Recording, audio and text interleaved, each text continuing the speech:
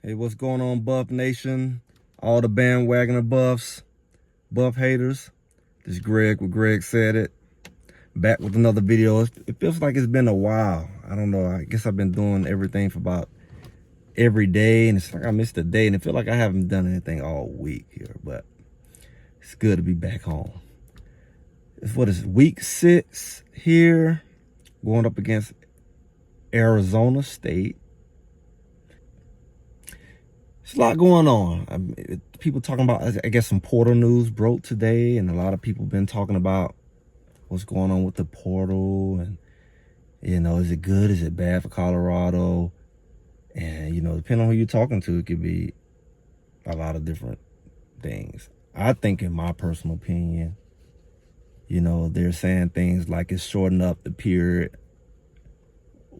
time frame people have to leave, to decide to leave. So a lot of players that left probably want to be able to leave according to the new timelines. And that can be a good and a bad thing. If you want to get rid of them, it can be bad. If you need them, then they would stay. But if they don't really want to be there, I don't know how that's good. So people have to have their minds made up. But this portal thing is weird, anyways. It's just a weird thing. Because it's just getting weirder and weirder. And you got the NIL and the collective, and you got all of this. It's just getting weird. And then they say they want to start doing NILs for high school. And once you start paying people, you treat them different. And it's kids and how they handle it, how they go to their head. Yeah, their family needs to get out of certain situations, but it's really not the kid responsibility, right? So that's a whole nother conversation. Shouldn't be, right? You have this thing where it's not really good for freshmen, I don't think, because they're the only one who can get up out of there. Like, a transfer coming in can't leave unless he is able to graduate or sit out a year with the new rules, right? So the only person you really can push up out of there is the freshman. So it's like, you come in as a freshman against experienced guys, 22, 23-year-olds, especially with COVID years. I mean, it's rough. Because they have the maturity, they develop more, they have the experience. They probably started at a bigger school or a big school, and maybe they want to do something different on their grad year. We see a lot of people play for 2-3 schools as grad players because they transfer once, and then they used to be able to transfer and play, and then they come in at grad. Like, look at Juju Mitchell with Colorado. I mean, he's been to Texas, Tennessee. He really went to Arizona State. This is week. And fell out and then came to us because a grad can move like that. So you look at somebody being with 4 Power 5 programs, and then you come in as a freshman, you're about to ride that old pine, whatever you want to call it. So it's almost like freshmen have to be really, really good. They play at that level. Now, of course, there's other schools, and maybe the smaller schools will benefit. Maybe the Division II, Division I, AA, FCS, whatever. Maybe they'll benefit because everybody can't run to Colorado and Alabama. They've already stacked. Colorado is stacked, even for the situation they're in. We know Alabama's and Georgia's, and they stack 4 and 5 stars on top of each other like pancakes. And that really says a lot because it's a lot of talent. They need to spread out, and they eventually do. Maybe too late, I don't know. And you transfer because you're not going to play. You was a 4-star. Maybe you went to a different school instead of everybody saying I want to play for Alabama. Maybe you should have went to a smaller, less popular Power 5 or G5 school, and you still there. At least you played. At least you didn't lose your confidence.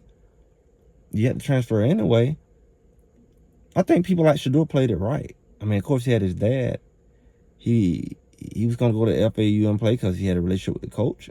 And he said, I'm going to put up the numbers and I'm going to get exposed anyway. It may affect my draft pick, but I'm going to get there. But I'm going to play. I'm not going to sit 2-3 years and wait to play. Then he went to Jackson State, put up numbers. They doubted it, and he's doing it here even more so at Colorado. And it's sad because they want to respect his numbers. And they didn't respect his numbers at Jackson State, even though he did the same thing. So you do have to do it at a high level. But one thing you'll take over, not playing at a high level is actually get some tape, actual playing. Because if you don't play at a high level, you have to transfer down anyway. Because everybody can't play. All these receivers coming to Colorado next year, half of these receivers are going to have to leave. And then the people coming are going to have to sit on the bench. You only can put a few guys out there at a time. And if you're good, you're going to stay out there on the field. There ain't that many players. Colorado's a young team.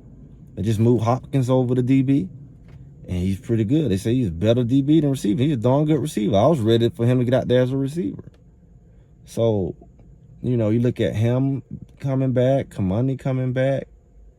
I know Breelove's still young. I don't know if he want to stay. And, you know, you got Stottmeyer, big cornerback, pretty good, coming back. Travis coming back.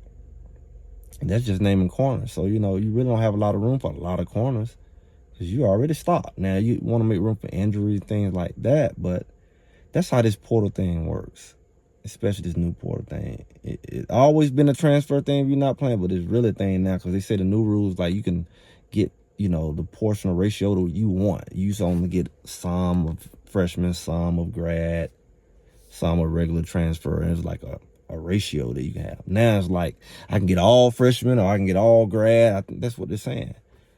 That's funny to me because I can imagine the team say, I'm really finna stock up. I'm gonna go get a whole bunch of 23-year-old grads and just have the most experienced team ever and just be good immediately.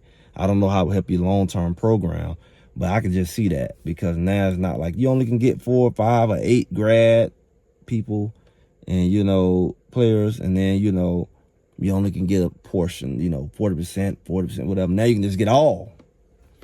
So it's gonna get even more interesting. But that's my portal talk.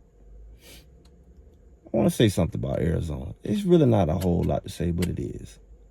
And you know, this would be a good time to say, I did a video on, you know, the Tanggula Box. And a lot of people were interested in it. And some people say, hey, I got subscriptions. I already mentioned that. Good luck with the subscription thing. You're going to play in and out subscription. This will not be the last Pac-12 TV game. Why didn't Pac-12? You can do the whole subscription thing and pay the money or keep canceling for one game. Or you can go ahead and get you a box. It's not like you're never going to watch sports again. And you're going to watch other sports after football season over. Man, I got everything on that box. I got rugby, cricket. I got some crazy stuff all over the world. I'm not going to watch it, but I can. And I have every sports channel, NFL Network, all that. So I don't have to play that game. Eliminate that stress in your life. Go ahead and get your box. It'll be in the description. You know, you can send me cablecutter. Text it to 44500-8451 and call it a day. You're not saving no money, especially with cable. So just go ahead and do the thing. Be good with your sports. But the game, yeah, it's going to be Arizona. Pac-12. It's not a trap game. It's a get-back game. It's momentum, it's rhythm. See what we saw at the end of the game. Is it legit? You know, there's some people coming back. I believe Shiloh's coming back. It's no big rush, no big deal. Shiloh be coming back. Slusher's back at practice. Stottmeyer's back at practice. That secondary is back. And they have a chance to, you know, roll back in this thing. I see Cam, people saying he was hurt. He is. He has that gold jersey on. He's been playing hurt because he was the only guy left. But Slusher's coming back. And I'm still sure he want to play, but they can take their time. I'm really expecting offense to really just dominate. I really expected them to just look like Oregon did on us, you know, how USC jumped out there. I'm expecting them to get out there and run all over them on the offense and the receivers to just have a field day and have some people come off the bench. Kind of like what we thought with Colorado State. Because this is a momentum game. This is they already in that mode. No need to slow it down. They're trying to, you know, show that they starting to get a grasp of things. The coach is starting to grasp of the players. They say they feel better with the offense. And they moving things around. And it's not a fluke, what we saw last week. It wasn't that USC is sorry. No. They hit a switch, like I said. So I'm expecting that game to be about them. It ain't about who they're playing. It ain't about no show. They ain't going to be on national TV. This is the game to go ahead and do their thing. True if it rhymes, right? This is the game to get the running game moving and just bully them boys. From what I'm hearing, it's not cute. And I'm a true sportsman. I'm a competitor. I don't get off on people being at their worst, like I said, when people try to do when our players were out, right? I hear that ASU has a lot of players out, injured. I heard they don't have people to quit. And after last game, I heard they lost pretty much their whole O-line and second teams. I'm hearing this stuff now. I ain't verifying it. I hear that the third string quarterback in, and they just on their last leg. And I'm not thinking like a bully. I'm just thinking like, hey, that's who you playing, go ahead and get it out the way. Make it like practice or something. Work on some things. You know, it don't have the same hype. It's just this regular Pac-12 game because you don't got spoiled. You know, 8 out of 12 was ranked. This is not one of them. Them, Stanford, and Arizona. You know, and what was the other one? Cal. Everybody else is pretty good. They've been ranked at some point, and some of them still ranked. A lot of them still ranked because we ain't really cannibalized yet. Like I said, nobody's safe in the Pac-12. So, you know, when they go to losing, not because they're not good, it's just that they had to play against another ranked quality team. That's what we're going to experience after, you know, the remainder of the year. UCLA, Oregon State, Washington State, Utah. That's the kind of people we're going to experience after that break, right? I think that's all the games. Well, that's 4, these 2. Seems like I'm missing one. Who am I missing? Is it Cal? I don't know. Arizona, Utah. Put it in the box. What do y'all think about this? A lot of people have a lot to say. This is not the game that kind of, it can be easily looked over from the fan standpoint because it's not as convenient to find. That's why I tell you, get your Tanggula Box. You know, I'm going to go get a trial on Fubo, you know, whatever. And, you know, some people have it, some people don't. But this is a wacky thing, you know. This is not like ESPN2. This is Pac-12 network. This is one of them. It's kind of like NFL network, but worse. Like, it's not a normal channel on a cable package. You got to go out your way to get it. And until they can get themselves out of Pac-12, it may be 1 or 2 more games that Pac-12 pick up while we in this Pac-12. Like, what we experienced the first 3-4 games, it's not that. So, we'll see how this thing go. Y'all go ahead. Make sure y'all subscribe. If you watching this thing, go ahead and subscribe, like, comment, you know. Give me a little feedback on what you think is going on, how you think the season's going to go.